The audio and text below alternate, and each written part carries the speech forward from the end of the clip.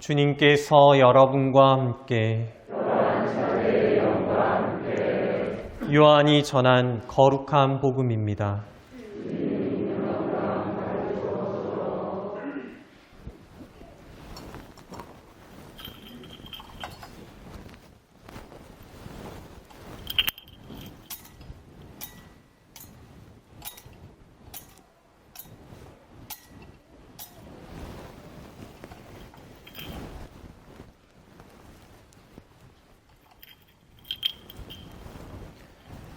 주간 첫날 이른 아침, 아직도 어두울 때 마리아 막달레나가 무덤에 가서 보니 무덤을 막았던 돌이 치워져 있었다. 그래서 그 여자는 시몬 베드로와 예수님께서 사랑하신 다른 제자에게 달려가서 말하였다. 누가 주님을 무덤에서 꺼내갔습니다. 어디에 모셨는지 모르겠습니다. 베드로와 다른 제자는 밖으로 나와 무덤으로 갔다. 두 사람이 함께 달렸는데 다른 제자가 베드로보다 빨리 달려 무덤에 먼저 다다랐다. 그는 몸을 굽혀 암마포가 놓여 있는 것을 보기는 하였지만 안으로 들어가지는 않았다. 시몬 베드로가 뒤따라와서 무덤으로 들어가 암마포가 놓여 있는 것을 보았다. 예수님의 얼굴을 쌌던 수건은 암마포와 함께 놓여 있지 않고 따로 한 곳에 개켜져 있었다. 그제야 무덤에 먼저 다다른 다른 제자도 들어갔다. 그리고 보고 믿었다. 사실 그들은 예수님께서 죽은 이들 가운데에서 다시 살아나셔야 한다는 성경 말씀을 아직 깨닫지 못하고 있었던 것이다. 주님의 말씀입니다. 그리스도님 찬미합니다.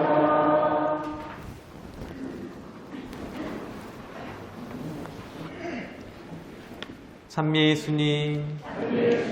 네, 부활 축하드립니다. 네. 저 누구신지 아시나요? 네. 제주교구 교구청의 그 성소위원장으로 있는 김영일 요한보스코입니다. 네, 제가 올해 1월에 그 교구청으로 발령을 받았는데요. 이 발령을 받고서 한 가지 갑자기 걱정거리 하나가 생겼었습니다. 부활 때 어디에 가서 미사를 드려야 하지? 제가 소속된 본당이 없어서요. 혼자서 쓸쓸히 부활 미사를 봉헌해야 하나? 라는 그런 걱정이 있었는데요. 때마침 기쁜 소식이 들려왔습니다. 문창건 신부님께서 부활 미사를 함께 하면 좋지 않을까라고 이렇게 초대를 해주셔서 정말 저한테는 기쁜 소식으로 다가왔습니다. 이 자리를 빌려서 신부님께 감사 인사 전합니다. 감사합니다.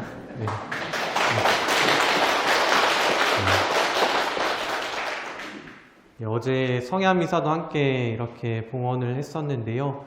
성야미사 함께 봉헌하면서 화순성당 공동체가 정말 작지만 큰 기쁨이 있는 공동체구나, 가족과 같은 공동체구나 라고 느낄 수 있었습니다. 해서 이런 소중한 공동체에 함께 하게 된 것에 대해 하느님께도 감사를 드리고 싶습니다. 매번 부활 때마다 저는 이렇게 저에게 묻고는 했습니다. 나는 예수님의 부활을 어떻게 맞이하고 있지? 정말 부활을 기쁘게 맞이하고 있는가? 이렇게 묻고서는 자연스럽게 이런 생각과 감정이 떠올랐습니다. 드디어 단식과 절제가 끝났구나. 정말 먹고 싶었던 간식을 이제 마음껏 먹어도 되겠구나. 죄책감 없이 먹을 수 있겠구나 라는 해방감을 느낄 수 있었습니다.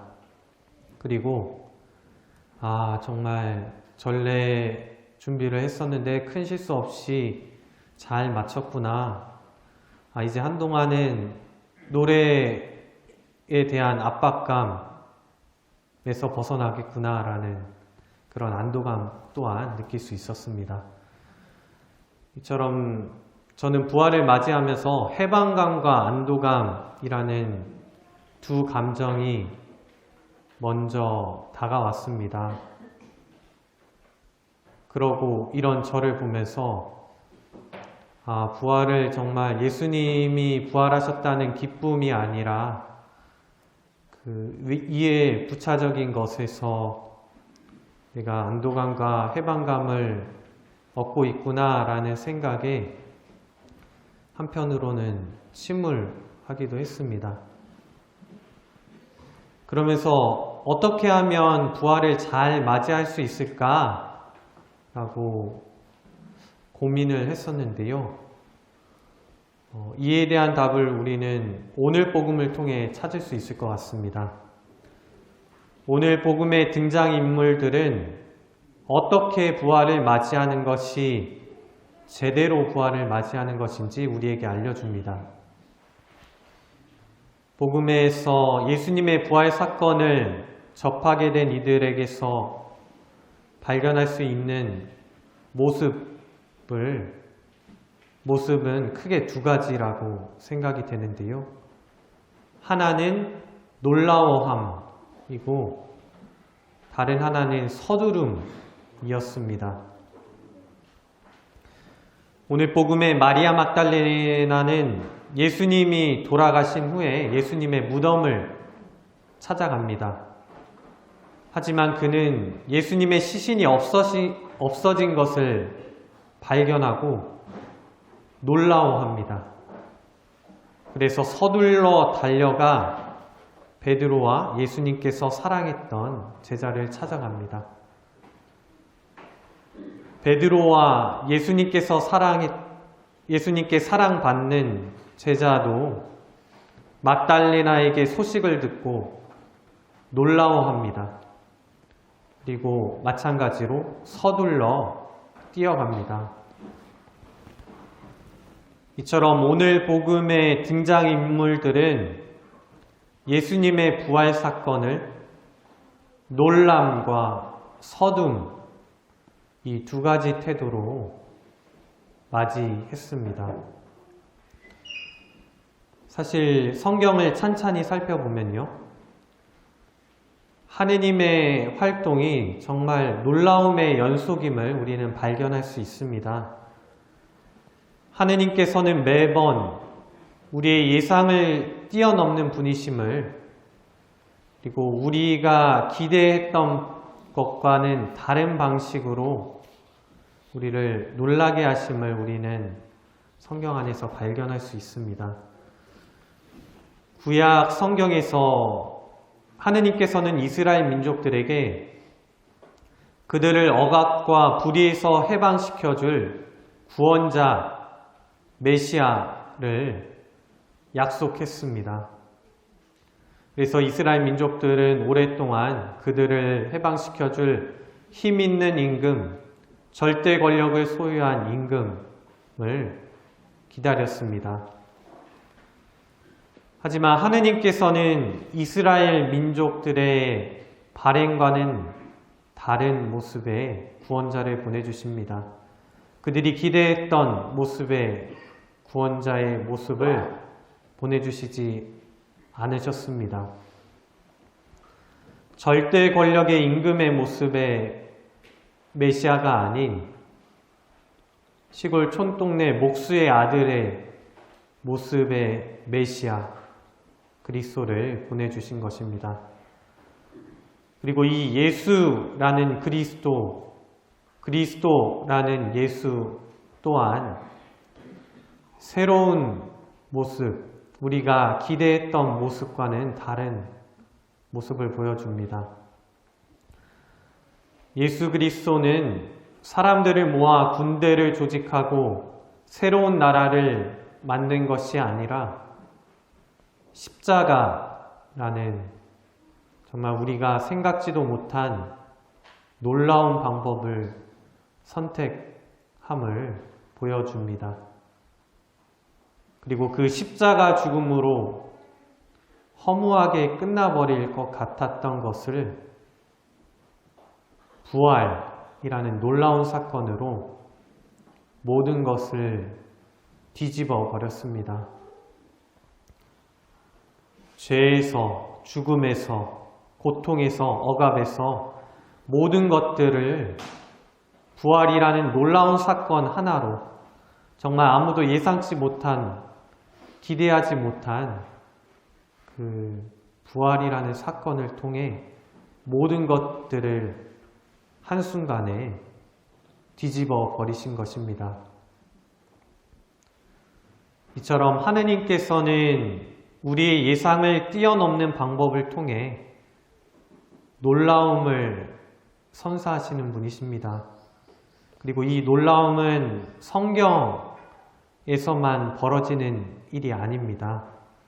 우리 일상 안에서도 하느님께서는 놀라운 일들을 여전히 행하고 계십니다. 우리가 지금 발딛고 있는 이 땅에서 일어나는 창조의 활동들, 정말 놀라운 일이죠. 그리고 나의 사랑스러운 자녀들, 이들 또한 정말 놀라운 하느님의 선물입니다.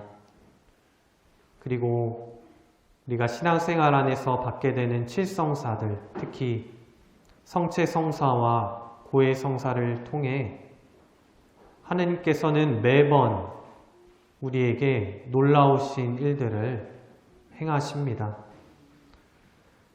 이렇게 우리의 일상생활 그리고 신앙생활 안에는 놀라운 것들 투성입니다. 하지만 너무나도 그 놀라운 것들에 익숙해져 우리는 그 놀라움을 잊고 사는 경우가 종종 생기는 것 같습니다. 영화 대사 중에 이런 말이 있습니다. 호의가 계속되면 그게 권리인 줄 안다 라는 영화 대사가 있는데요. 이 말처럼 하느님의 놀라운 활동이 계속되면 우리는 그것을 마치 당연한 양 여기고 놀라워하지 않고 감사하지 않게 되는 그런 나 자신의 모습을 보게 되는 경우가 있습니다.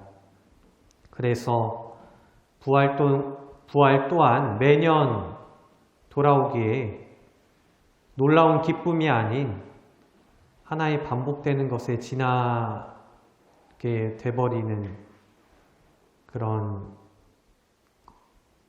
하나의 반복되는 것에 지나지 않게 돼버리는 것이 되어버립니다. 우리의 일상 안에서 놀라움을 발견하는 것, 하느님의 놀라우신 활동을 발견하는 것, 이것이 오늘 복음이 알려주는 부활을 맞는 태도가 아닐까 생각을 해봅니다. 부활을 맞는 두 번째 태도는 서두름입니다. 막달레나는 놀라움에 서둘러 뜁니다. 제자들도 그녀의 소식을 듣고서 놀라워하고 그 놀라움에 서둘러 뛰었습니다. 이처럼 하느님의 놀라우신 활동은 우리를 뛰게 만듭니다. 우리를 서두르게 합니다. 가만히 있지 못하게 만듭니다. 오늘 복음은 예수님의 부활을 접한 이들이 가만히 있지 않았음을 걷는 것도 아닌 뛰었다고 표현을 합니다. 이렇게 하느님의 놀라운 소식은 우리를 가만히 있게 만들지 않습니다. 그 놀랍고 기쁜 소식을 다른 사람과 전하게끔 만듭니다. 가끔 신앙생활을 하면서 이런 생각을 하고는 합니다. 내일부터 해야지. 다음 주부터 할 거야. 뭐 다음 달부터 할 거야. 내년부터 시작할 거야. 성경 쓰기는 지금 내가 하고 있는 일을 다 마치고 나서 시작을 할 거야. 오늘은 피곤하니까 기도는 밀어버리고 내일부터 시작해야지. 성당 활동은 내 생활이 안정되고 한가할 때부터 해야겠다. 놀람과 서두름. 오늘 복음은 우리에게 부활을 어떻게 맞이해야 하는지 알려줍니다. 오늘 복음을 통해서 잠시 나는 부활을 어떻게 맞이하고 있는지, 그리고 신앙생활은 어떻게 하고 있는지 생각해 보면 좋겠습니다. 나는 하느님의 놀라우신 일들, 하느님의 놀라운 선물, 은총을 정말 놀랍게 받아들이고 있는지, 아니면 무미건조하게 반복되는 것으로 받아들이고 있는 것인지 생각해 보면 좋겠습니다. 하느님의 놀라운 선물을 정말 기쁨으로 받아들이고 있는지, 아니면 당연히 내가 받아야 할 것으로 받아들이고 있는지, 그리고 나는 그 하느님의 놀라운 선물을 받고서 그 자리에 가만히 머물고 있는지, 아니면 그 선물을 받고서 다른 사람들과 기쁘게 나누고 있는지 살펴보면 좋겠습니다. 예수님께서 정말로 우리 한 명 한 명을 너무나도 사랑하셔서 부활이라는 놀라운 방법을 통해 우리에게 선물을 주셨습니다. 이 선물은 우리에게 일상 안에서 매번 주어집니다. 이 부활 시기 동안 정말 우리에게 사랑으로 선물을 주시는 그 하느님의 놀라운 사랑 함께 누리며 기쁘게 지내면 좋겠습니다. 잠시 침묵 중에 묵상하는 시간 갖도록 하겠습니다.